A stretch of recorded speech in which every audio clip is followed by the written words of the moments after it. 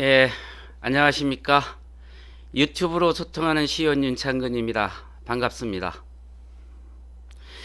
저는 오늘 우리 성남시의 아주 중요한 제로 에너지 건축에 대해서 정책 제안을 좀 하고자 합니다.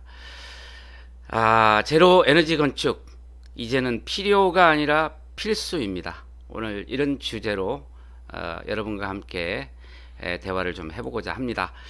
지구, 정말 심각한 기후 문제로 몸살을 앓고 있죠. 산업혁명 이후에 무분별한 화석 연료의 사용, 이것이 지구 온난화를 가져왔고 환경 오염으로 지구는 정말 심각하게 뜨거워지고 있습니다. 이게 보통 심각한 게 아닙니다. 이제는 이 기후 변화를 넘어서 이게 기후 재앙으로 가고 있다는 것이 우리의 지금 현실입니다. 21세기 말이 되면 지구의 온도는 5.6도나 상승한다고 합니다. 이게 대단히 심각한 문제죠. 그리고 우리나라는 56%가 아열대 기후로 변한다고 합니다. 정말 사계절이 뚜렷한 우리나라가 이 아열대 기후로 간다는 것은 저 베트남처럼 된다는 이야기인데요. 정말 이 기후변화 문제 정말 심각하지 않을 수 없는 문제입니다. 빙하가 녹아서 지금 부산과 인천 이게 물에 잠긴다고 합니다. 이거 어떻게 할 겁니까? 결국은 화석연료 줄이고 신재생에너지, 신에너지 이런 보급 확산을 우리가 통해서 기후 변화에 대응하지 않으면 안 된다는 이야기입니다. 저희가 성남시 의회에서 이제 제가 회장으로 있는 필환경 에너지 및 기후 미세먼지 연구회가 있습니다. 이 연구회 회원들이 서울에 있는 노원 그 제로 에너지 하우스를 좀 방문을 했습니다. 여기가 이제 제로 에너지 건축으로서 아주 대표적인 그런 R&D까지 기능을 갖춘 그런 곳인데요. 저희가 노원 제로 에너지 하우스에 다녀와서 느낀 점을 좀 먼저 말씀을 좀 드려야 될 것 같습니다. 이 노원 에너지 하우스는 세 가지 중요한 특징이 있습니다. 첫 번째는 신재생 에너지를 사용한다는 것입니다. 두 번째는 패시브 하우스의 개념을 도입한 그런 건물이라는 것입니다. 그리고 이 건물 자체가 사실은 신혼부부들이 주로 입주해 있는 행복주택이라는 겁니다. 이 세 가지 중요한 특징이 있는데요. 하나하나 좀 자세하게 좀 말씀을 좀 드려보도록 하겠습니다. 첫 번째는 신재생 에너지를 사용한다고 하는 부분인데요. 실제로 그 121세대가 되는 이 세대에서 사용하는 주 에너지, 이 주 에너지를 태양열과 지열로 주로 에너지를 공급한다는 것이 특징인데요. 이 다섯 가지 주 에너지는 이런 겁니다. 냉방, 난방, 급탕, 조명, 환기. 즉 이 건물에서 주로 많이 사용하는 이런 에너지를 이 소위 이 태양광 에너지와 지열만으로 공급을 하고 있다는 그런 특징이 있습니다.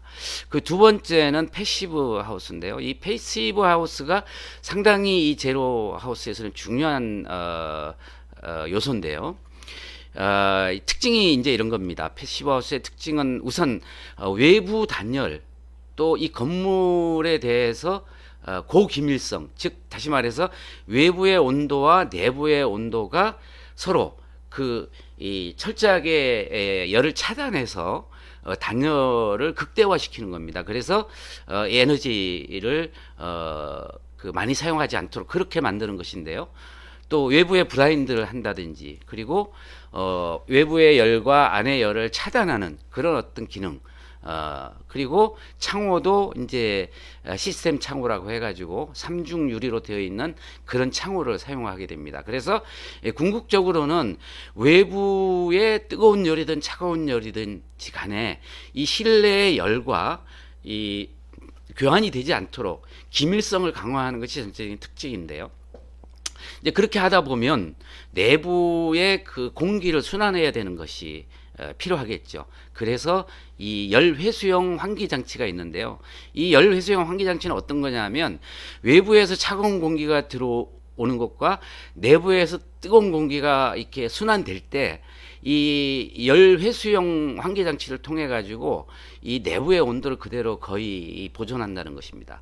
그리고 예를 들어서 외부에 뜨거운 공기가 들어오는 것도 실내에 있는 차가운 공기가 나가는 것을 이 열회수용 환기 장치에서 이 온도를 조절해 주는 그런 어떤 것이죠. 그래서 이 패시브 하우스의 주요 특징은 건물 전체를 기밀성 있게 하고 또 내부의 이 공기와 외부의 공기를 온도 차이가 없도록 순환해 주는 그런 어떤 것을 통해서 에너지 소비를 많이 줄이는 그런 개념이라고 보시면 되겠습니다. 아주 에너지 제로 하우스에서는 아주 대표적인 그런 어떤 건축 방식이라고 봐야 될 것 같습니다. 그리고 세 번째는 이 노원 이지 하우스의 특징이 뭐냐하면 이 서민들을 위한 행복주택이라는 겁니다. 지금 121세대가 입주해 있고요. 주로 신혼 부부들이 이제 입주해서 살고 있는데요. 중요한 건 이런 겁니다. 신혼부부로 입주해서 자녀 한 명을 낳으면 1회 한해서 계약을 연장해 준다는 겁니다. 이거 얼마 좋습니까? 이걸 통해서 친환경 임대 아파트이기도 하지만 이 출생 정책을 그 매칭해서 출생률도 좀 높일 수 있는 그런 어떤 일석이조의 어떤 그런 어떤 정책이라고 봐야 될 것 같습니다. 이 행복주택 하면은 보통 굉장히 그 급이 낮은 이런 주택으로 알고 있는데 노원 이지 하우스는 상당히 급도 높고 이 아파트를 지을 때 외부에서 그 주변에 있는 아파트들이 행복주택 들어온다고 반대를 많이 했는데 사실은 이렇게 정말 멋진 에너지 제로 주택이 들어오고 수준이 높은 행복주택이 들어옴으로 해서 그런 민원도 지금은 거의 없어졌다고 이렇게 이야기를 합니다. 우리나라 최근에 이제 이 폭염 그리고 이상기후 현상 이런 것들이 증가함으로 해가지고 사실은 그 국제적으로도 이 국가마다의 온실가스 감축 목표율이 있습니다. 그걸 지켜야 됩니다. 왜냐하면 이 지구는 우리나라만이 아니고 전 세계인이 모여서 살고 있는 곳이기 때문에 국가마다 이 온실가스를 감축해야 되는 어떤 그런 목표가 있고요. 그러다 보니까 신재생 에너지를 활용을 촉진해서 이 온실가스를 감축해야 되는 목표에 다가가야 된다. 이제 이렇게 해서 궁극적으로는 또 이 미세먼지 문제까지도 적극적으로 대응하는 수단으로 바로 이 제로 에너지 하우스 즉 제로 에너지 건축물이 이제 대세가 되고 있는 것이고 그것이 의무화시키는 어떤 단계까지 온 겁니다. 이 제로 에너지 건축물은 결국은 필요가 아니라 이건 이제 드디어 우리에게는 필수가 된 것입니다. 2019년 6월 21일 날 국토교통부에서 제로 에너지 건축 보급 확산 방안에 대해서 보도자료를 통해서 정부 정책을 좀 발표한 바가 있습니다. 이 주요 내용을 좀 살펴보면요. 첫 번째는 우선 공공건축물 자치단체나 정부에서 하는 모든 공공건축물 중에 1000제곱미터가 넘는 약 330평이 넘는 이런 건축물은 2020년부터 의무적으로 제로 에너지 건축물로 해야 된다라는 것이고요. 그 다음에 2025년에는 공공건축물은 500제곱미터 이상 그리고 민간건축물은 1000제곱미터 이상 그리고 이 민간건축물이든 공공건축물이든 공동주택 30세 이상은 2025년부터는 의무적으로 이렇게 제로 에너지 건축물로 이제 이렇게 의무적으로 시행을 해야 된다. 이게 정부의 지침입니다. 이게 반드시 따라야 되는 문제고요. 2030년이 되면 모든 공동주택은 민간이든 공공이든 전부 의무적으로 시행을 해서 이제는 에너지 제로 건축물이 의무적으로 지금 앞으로는 그렇게 해야 된다. 이제 이런 겁니다. 이제 건축물도 그렇지만 정부에서 두 번째 이 제로 에너지화 정책으로 내놓은 것이 이 제로 에너지를 지구별로 예를 들어서 어떤 그 개발을 하는 지역이나 도시, 지구별로 이걸 이제 앞으로 새로 만들어지는 재개발이나 혹은 그 공공에서 개발하는 곳은 이제는 지구별로 도시별로 다 이제 의무적으로 이렇게 해야 된다. 이제 이런 목표를 정책을 가지고 있는데요. 뭐 예를 들어서 지금 우리 성남의 복정지구도 이제 앞으로는 단지 전체가 제로 에너지 하우스 단지로 이렇게 구축이 돼야 되고요. 인근에 있는 구리 갈매역선권도 마찬가지입니다.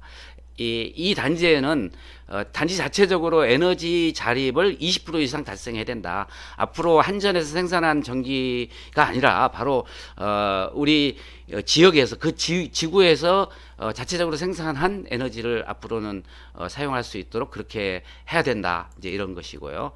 그리고 세 번째 우리 국토교통부에서 발표한 내용을 보면 이런 겁니다. 그 다양한 유형의 건축물, 예를 들어서 단독주택이나 혹은 공동주택 규모가 좀 작다든지 이런 것도 이제 앞으로는 이 맞춤형으로 해가지고 제로 에너지 건축을 해야 되는데요.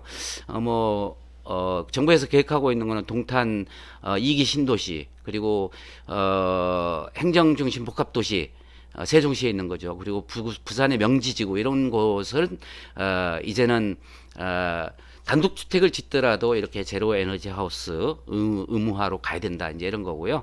과천이나 화성, 인천 이런 곳에도 제로 에너지 하우스 시범단지 약 2,389호를 추진하는 것이 정부의 목표입니다. 정부에서 이렇게 공동주택이나 혹은 어떤 개발하는 어떤 구역이나 이렇게 또 특정한 다양한 유형의 건축물에 대해서 제로 에너지 하우스 정책으로 LH공사가 주도해서 이렇게 정부에서 먼저 주도를 한다. 이렇게 하고 있는 겁니다. 그렇다면 우리 성남시는 어떻게 해야 될 것인가? 성남시가 이 문제에서 능동적이고 적극적으로 좀 대응을 하고 있는가? 이 정책을 실효성 있게 하고 있는가? 이런 거 우리가 고민해보지 않을 수가 없습니다. 성남시도 정말 발빠르게 이렇게 대응해야 될 문제가 있고 반드시 그렇게 대응을 해야 됩니다. 미세먼지나 혹은 폭염 이런 문제 때문에 우리가 도시 숲을 조성한다든지 하는 다양한 정책을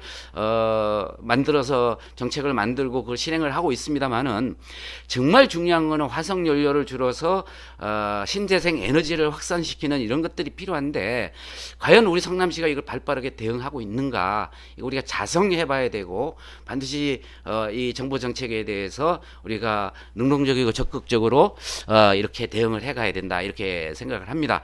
성남시 역시도 2020년부터는 모든 공공건축물에 1000제곱미터 이상은 무조건 제로 에너지 건축물로 이렇게 시행을 해야 되고요. 2025년부터는 500제곱미터 넘는 건축물에 대해서도 그렇게 시행을 해야 되고요.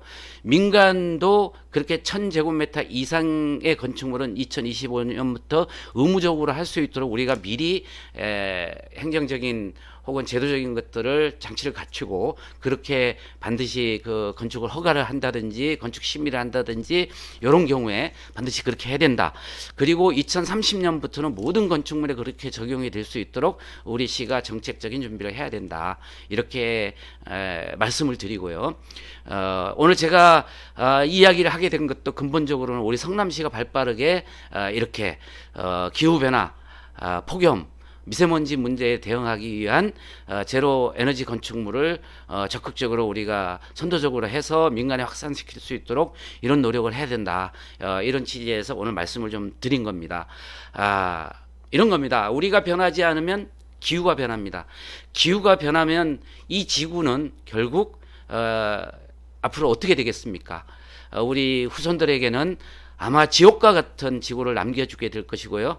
그것은 바로 오늘 살고 있는 우리가 얼마나 큰 죄악을 저지르는 것이 우리 스스로 자성하고 우리 스스로 적극적인 대응을 위해서 노력해야 될 때가 아닌가 이렇게 생각합니다.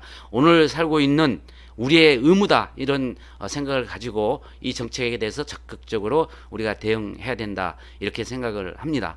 오늘 제가 이렇게 개괄적인 말씀을 드렸습니다만은 사실은 제로 에너지 건축의 가장 중요한 요소인 신재생 에너지를 사용하는 그런 부분, 두 번째는 패시브 하우스의 개념, 그리고 그것을 어떻게 적응을 실제적으로 할 것인가 하는 이 세 가지 문제에 대해서는 다음 기회에 다시 한번 세부적이고 구체적으로 다시 한번 말씀을 드릴 기회를 갖도록 그렇게 노력하겠습니다. 유튜브로 소통하는 시의원 윤창근 여러분, 정말 뭐 그렇게 재미있는 내용은 아닙니다만은 정말 우리 지구를 지키자는 독수리 오영재처럼 우리 모두가 그런 각오로 제 얘기 좀 잘 들어주셨으면 하는 바람이고요. 윤창근 TV 구독, 좋아요 그리고 공유 이렇게 3종 세트 여러분 좀 도와주셨으면 좋겠습니다. 제가 이렇게 열심히 하는 만큼 우리 시민들에게 많이 전달되고 이것이 공유되고 확산돼서 소통하는 시의원으로서의 정말 열심히 하는 이런 모습 격려 지지 부탁드리겠습니다. 시민 여러분, 이제 설이 얼마 남지 않았습니다. 새해 복 많이 받으시고요. 늘 건강하시고 행복하시기를 바라겠습니다. 시민 여러분 진심으로 감사드립니다. 고맙습니다.